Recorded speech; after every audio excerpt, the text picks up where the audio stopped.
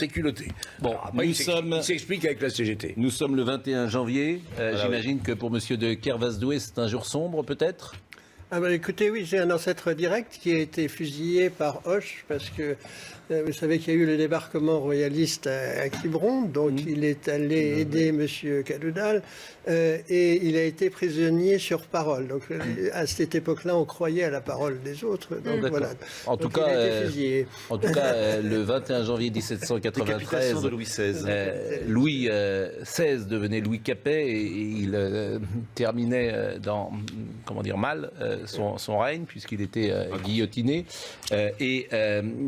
Donc vous auriez été, il y a encore 2 siècles, nous aurions été dans le tiers état et peut-être serions-nous vos obligés, monsieur de Kervasdoué. Heureusement, la révolution est là. Mon père disait que dans notre famille, on avait toujours l'habitude de travailler parce que, comme vous le savez, il y avait une différence entre ceux qui étaient militaires et les autres. Donc ceux qui vivaient de leur rente et ceux qui travaillaient. Donc, moi, je suis une famille de marins.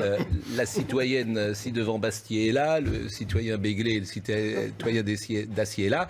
Et si le roi n'était pas tombé en 1793, celui qui est avec nous serait notre roi, et il est avec nous, c'est l'héritier direct, Jean d'Orléans. Il ne serait pas forcément. Attendez, ne dites pas de mal, le Jean d'Orléans, il est avec nous. Monseigneur, bonjour Monseigneur. Bonjour Pascal Praud. Vous allez intervenir dans quelques instants, vous étiez à la messe ce matin en hommage. J'y serai dans une petite heure. D'accord. Et j'imagine que pour vous, c'est un jour sombre aujourd'hui ? C'est une commémoration d'un événement qui a marqué notre histoire. Et comme les Français sont attachés à l'histoire, voilà, c'est quelque chose d'actualité. Merci Monseigneur. On marque une page de publicité. Et nous allons évidemment évoquer dans quelques secondes la mort de Louis XVI. Jean d'Orléans est avec nous, il est le comte de Paris et il est l'héritier de la couronne de France. Et ce matin, 21 janvier 2021, nous célébrons ou nous commémorons la mort de Louis XVI. En revanche, et monsieur Monseigneur, rebonjour. C'est toujours délicat de parler de la couronne de France. On hésite entre point de vue image du monde et quelque chose de folklorique, disons-le, ou est-ce que il y a un rôle politique que vous aimeriez jouer, que vous pensez jouer pour la France? Alors c'est vrai que la première réaction, c'est de dire que tout ça c'est du passé, ça fait référence à l'histoire. Mais dans un environnement comme celui d'aujourd'hui où on perd un peu les points de repère, etc., le roi peut toujours être une figure d'unité du pays, d'unité de la nation. On voit ça dans d'autres pays, on voit ça en Angleterre, on voit ça en Espagne, on voit ça en Belgique. Donc il y a un vrai rôle qui est accordé au roi. Chez nous, la révolution a fait son chemin, mais aujourd'hui, on voit qu'un certain nombre de Français, je ne sais pas s'ils y repensent, mais ils réfléchissent un peu. Vous y pensez manifestement. Eugénie Bastier. Oui, on se rappelle que Emmanuel Macron, pendant la campagne de 2017, avait dit, lors d'une interview au magazine Le 1, il avait parlé de ce vide qu'avait laissé la mort du roi dans l'imaginaire français, et cette place vide qui nous hante, et que d'ailleurs, il avait parlé de la monarchie républicaine de la Ve République. On voit qu'Emmanuel Macron, il essaie un peu d'habiter ce vide en essayant de donner une forme très liturgique à chacune de ses apparitions. Il endosse un peu cette espèce de figure du roi absente dans l'imaginaire français. Qu'est-ce que vous en pensez? Et justement, il a couru ce risque-là de se faire décapiter parce que Emmanuel Macron, en jouant un peu au monarque républicain, il a suscité aussi une hostilité, on l'a vu avec les Gilets jaunes, véritablement des gens qui voulaient lui couper la tête. Qu'est-ce que vous pensez de cette attitude? C'est assez vrai. D'abord, c'est quelqu'un qui connaît bien l'histoire, donc, et puis qui connaît bien la Constitution. Quand le général de Gaulle a mis en place cette Constitution, alors évidemment, il y avait le septennat, mais quand il a mis en place ces constitutions, en fait, il y avait une réflexion liée autour de cette fonction suprême, empreinte de nos rois et de notre histoire. Après, voilà, avec le quinquennat, un des présidents de la République a envoyé un scud. Et voilà, et on est un peu en ballottage, on ne sait pas trop quel rôle joue le président par rapport au Premier ministre, etc.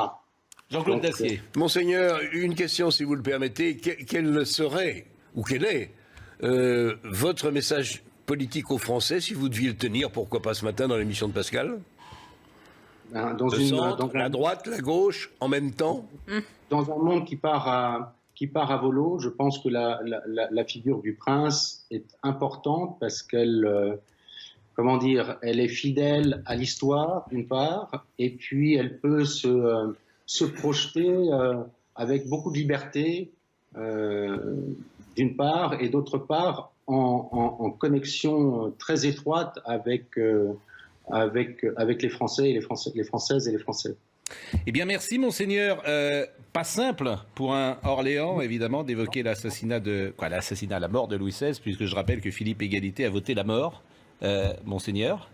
Oui, j'ai fait une cérémonie l'année dernière autour des 1 an, enfin, d'abord autour du 21 janvier et des 1 an de la mort de mon père, qui est mort un 21 janvier. Et dans cette messe, il y avait une demande de pardon. Et donc, voilà, pour moi, ça fait partie de l'histoire maintenant. Bon, et puis je crois qu'il y a une station de métro, Robespierre, à Paris, me semble-t-il. Donc, merci. En ce moment, je suis loin des échos parisiens. Donc, Merci, Monseigneur. C'est un jour, effectivement, pour la noblesse de France, l'aristocratie de France, qui fait rêver. C'est un monde qui fait rêver. Je remercie vraiment, Monseigneur. Vous êtes un aristocrate, un vrai, pas un aristocrate d'Empire, si j'ose dire. Non, mais enfin, les aristocrates d'Empire sont des vrais, mais... Oui, non, la noblesse d'Empire, attendez. Moi, je préfère la noblesse de Philippe le Bel, celle qui remonte au Templiers. Vous n'aimez pas la noblesse de Coblence? Mais si je peux citer... Attendez, c'est monsieur Pierre, s'il vous plaît. Si vous voulez, je pense que les privilèges de la noblesse étaient insupportables depuis Louis XIV. Parce que mon père me disait, la France n'a plus d'aristocratie depuis Louis XIV, et ça s'est très très bien raconté dans Tocqueville. La France avant la Révolution, c'est que Louis XIV a voulu... Votre père ne vivait pas sous Louis XIV. Non. Ouais, mon père était très très féru d'histoire, mais vous me coupez mes effets, mais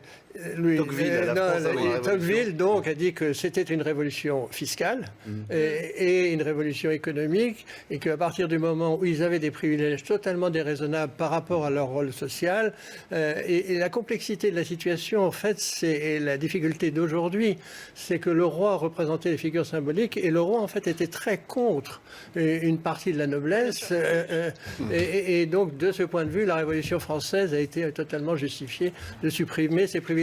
Je rajouterais que nous avons voulu supprimer 2 privilèges. Le premier, c'est celui... Quand vous dites nous, la Révolution. 2 privilèges. Dans un cas, ça a marché, les privilèges des aristos, et c'est justifié, me semble-t-il. Un autre, ça n'a pas marché, c'est le privilège des corporations.